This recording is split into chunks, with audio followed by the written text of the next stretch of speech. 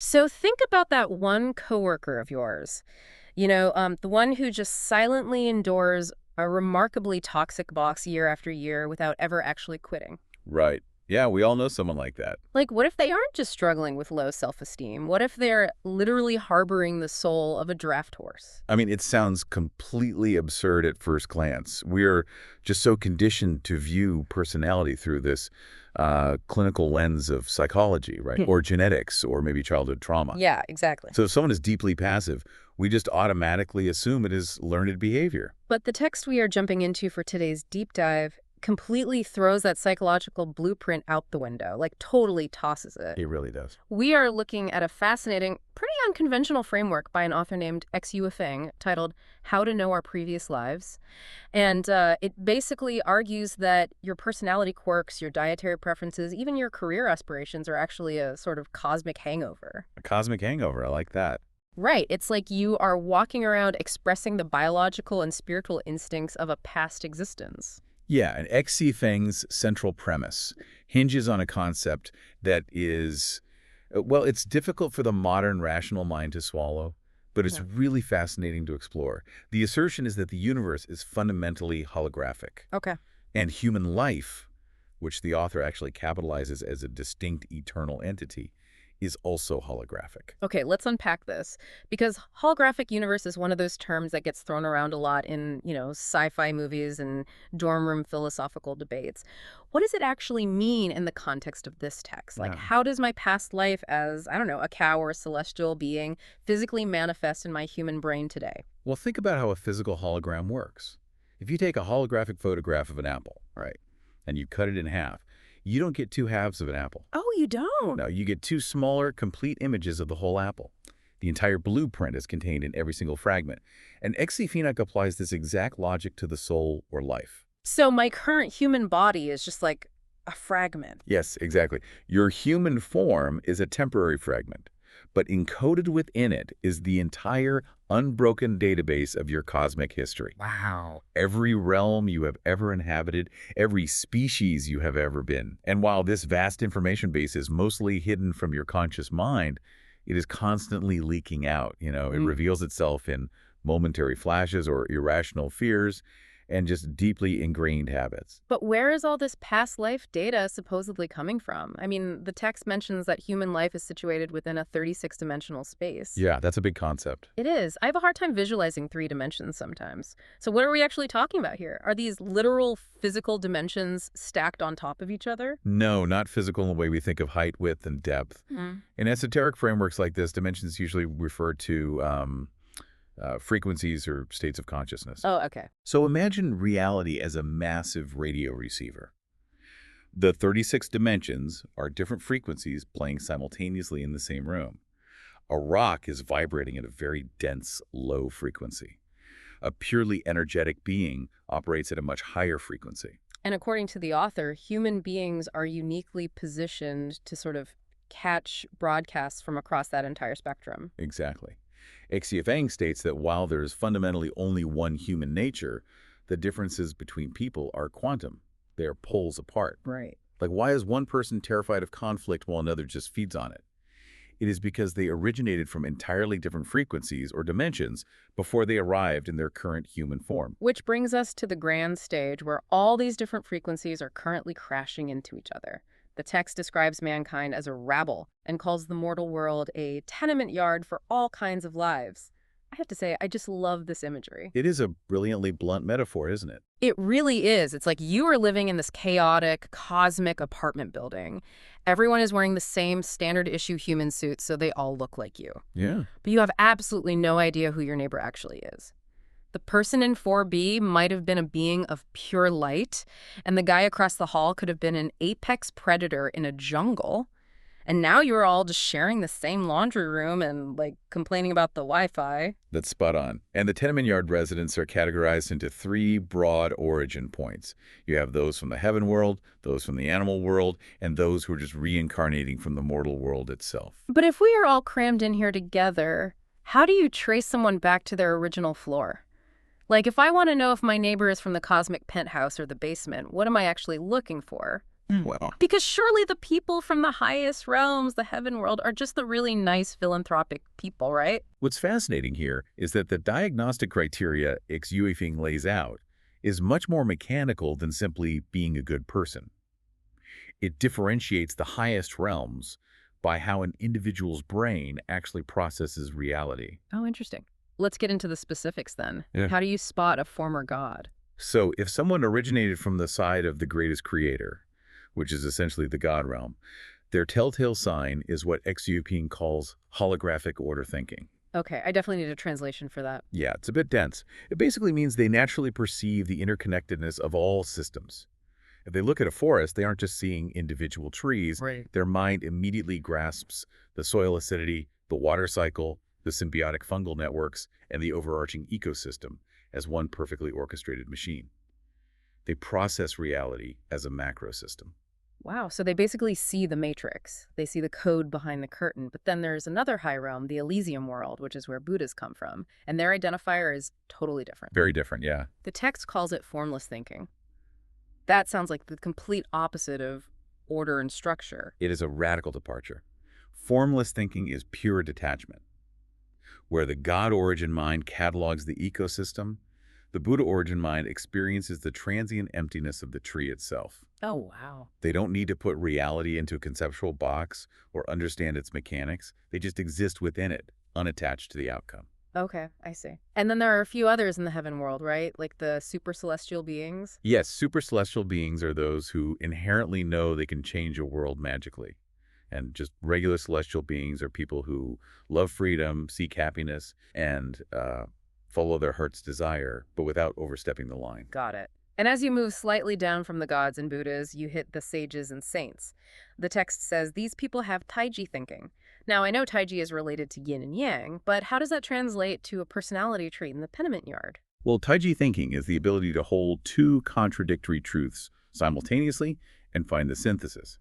Sages understand that light requires dark, that creation requires destruction. Right. And because they can balance these opposing forces, the text notes they're usually super wise, clever, and highly influential in society. They're the ones actually shaping human culture. It is interesting that the architects of society aren't the absolute highest level. They are just below the beings who are totally detached from it. Yeah, it's a great point. But I think my favorite distinction in the heaven world origins has to be between the 10,000-year world and the 1,000-year world. Because here, the text zeroes in on a very specific type of existential angst. Oh, the alienation is profound. People from the 10,000-year world frequently dream of flying freely, they have zero fear of death, and they actually hate their life in the mortal world. They actively resent the tenement yard. They are joyful internally, but they despise the physical reality of being human. Exactly. Contrast that with the 1,000-year world. These people are also homesick. They are benevolent, kind, fun lovers who yearn for a better future. But they don't hate the physical world. Right. What they absolutely cannot stand are human structures. They refuse to be fettered by states, religions, organizations, or even rigid family units. See, this completely recontextualizes the stereotypical rebel or, the bohemian wanderer.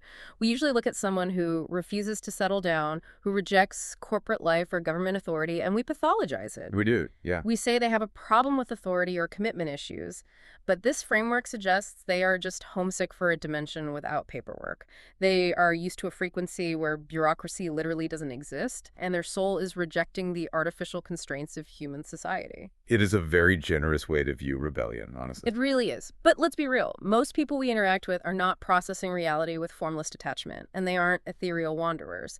The vast majority of human behavior feels, much heavier, much more rooted in survival. Which is why we have to leave the heaven world and look at the origins grounded in the dirt. Okay. The text establishes a baseline with mortal humans. If you love your nation, your culture, your family life, and you think the standard human experience is perfectly justified and normal, you are a reincarnation from the mortal world. You are the control group.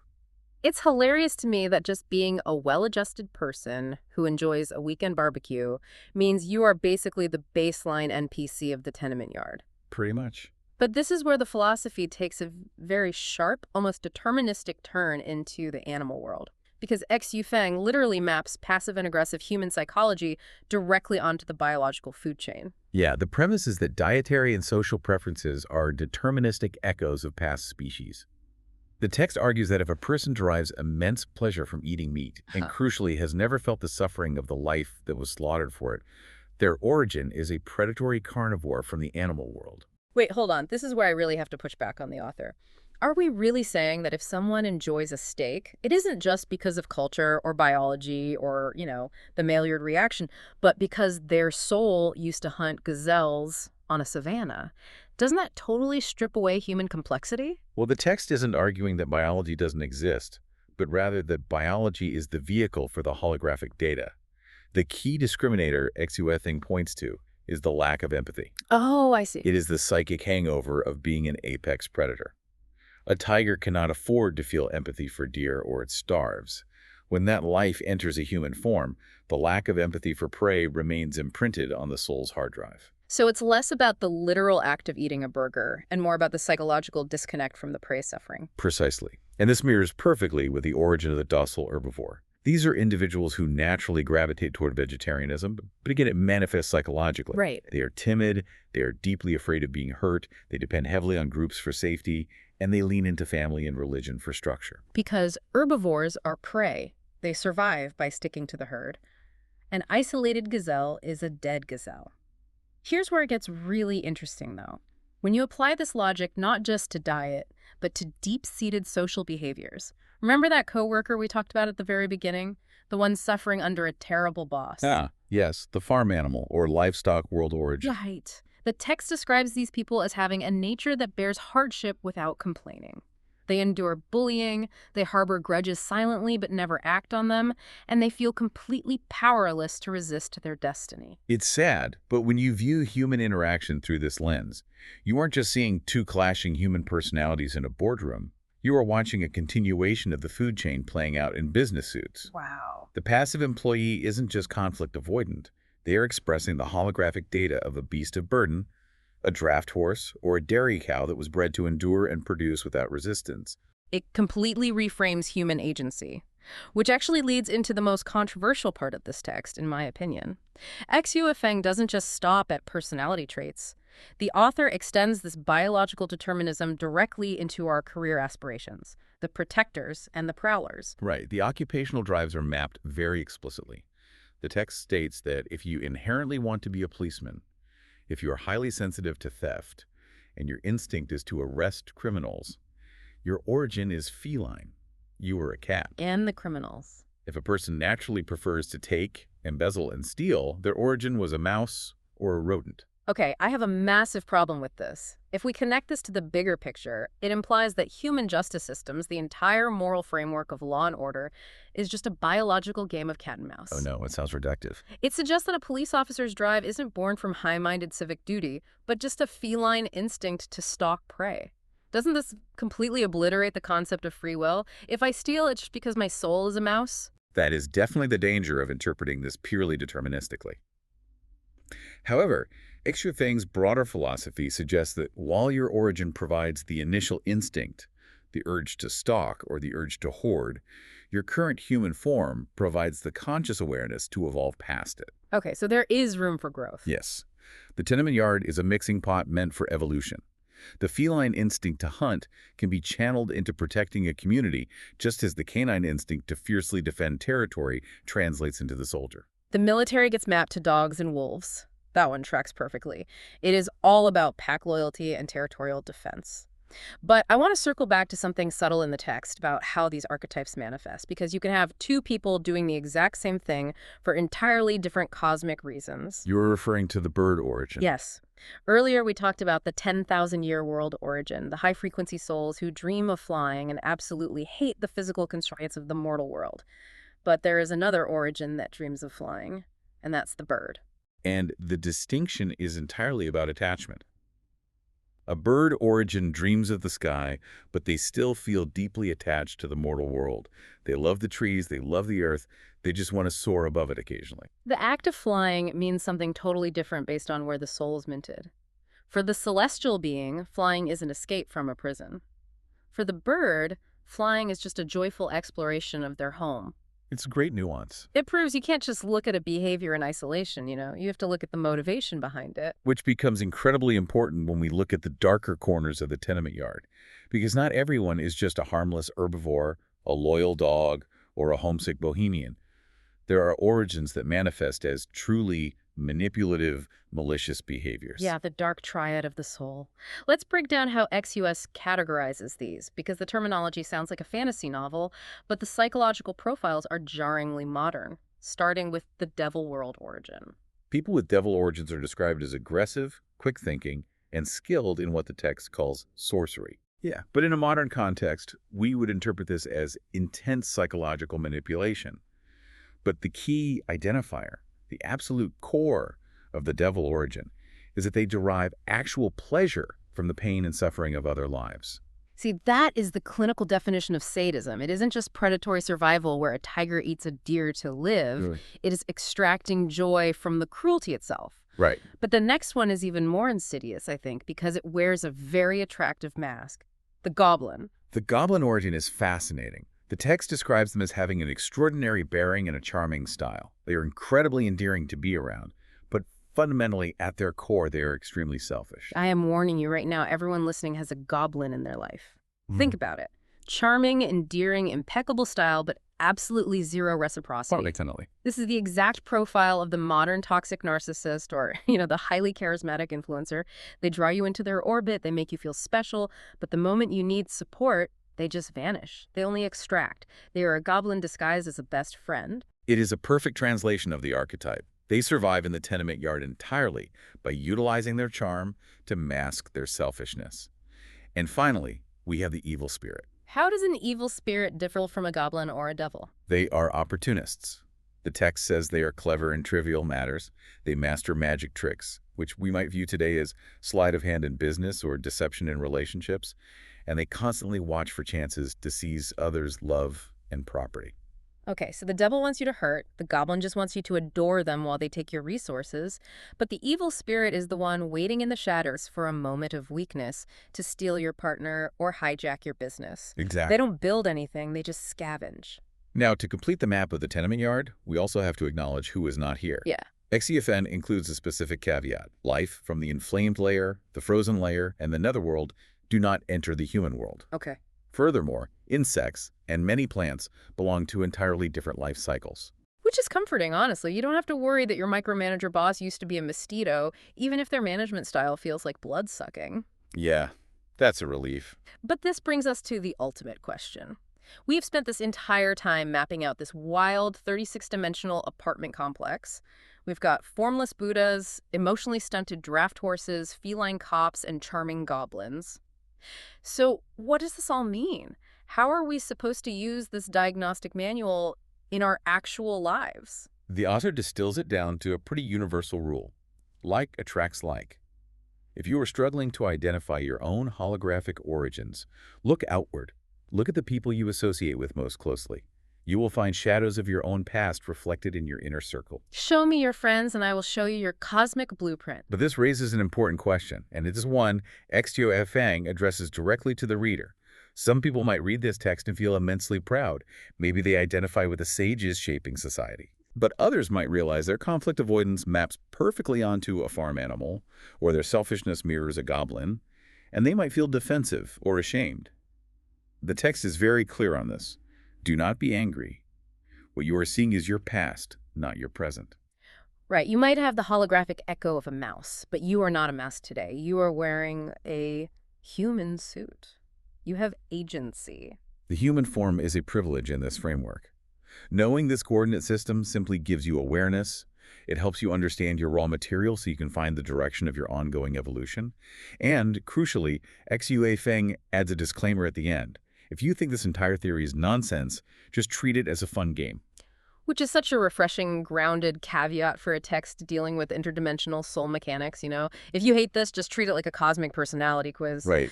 But I do want to leave you with a lingering thought today. At the very end of this text, the author teases a follow-up article titled, How to Predict Your Own Afterlife. And if we take the core premise of this deep dive seriously, that our universe is a holographic information base, endlessly recording the actions of every species and passing them down to manifest as future human instincts, it begs a massive question.